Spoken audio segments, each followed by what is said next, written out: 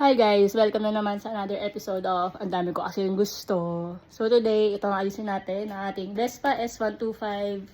Medyo maraming dumating from Lazada. Ang ating side mirror, hand grips, tsaka bar ends, something. Testing ang kasha. Swak. Oops.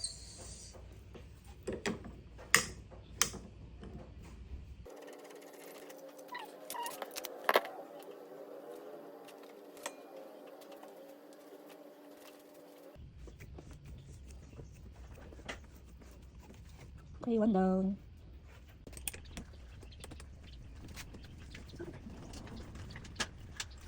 So,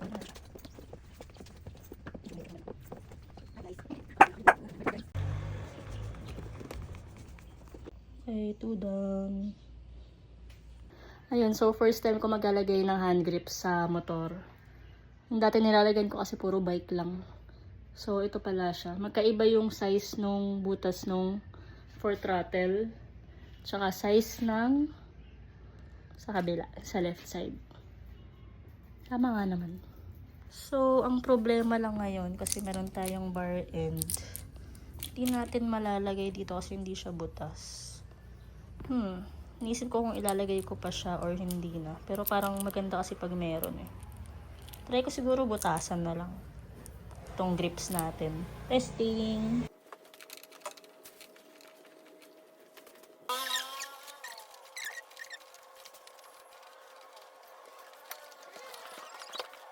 Ayan, nakabit na natin siya after 48 hours.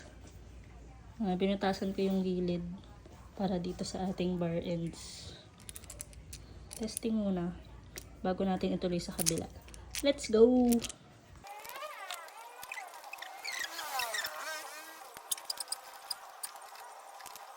Panis, one down. Hey! Success! Isa na lang, itong right side. Hey! Okay, so ito namang pang throttle side. Boom, boom, boom. Kailangan natin mga gloves.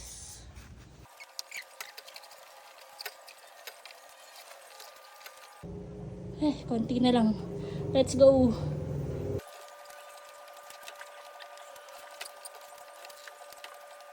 So, ikabit naman natin tong bar ends. So, ayan, success. Yung sa throttle side medyo mahirap kasi may mga washer pa siya. Siyempre, dapat hindi siya nai-stuck. So, maayos naman. Pagkakalagay